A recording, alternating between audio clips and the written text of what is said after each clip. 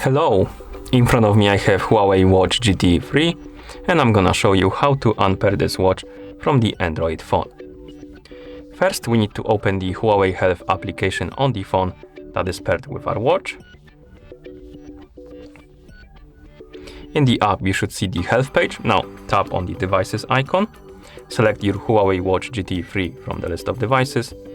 On this page find this icon in the top right corner, tap on it, then tap on Unpair device and tap on Unpair. The watch will disappear from the list of devices on the devices page. You can also open the Bluetooth settings on your phone to check if the watch is right here on the list of previously connected devices or of the currently connected devices. If it's on the list, on my phone it's not, but if it was on yours, you can tap on the settings icon next to it, tap on Forget, and tap on Forget device again to confirm. And once it's gone from this list, your watch is unpaired from your phone. Thank you for watching.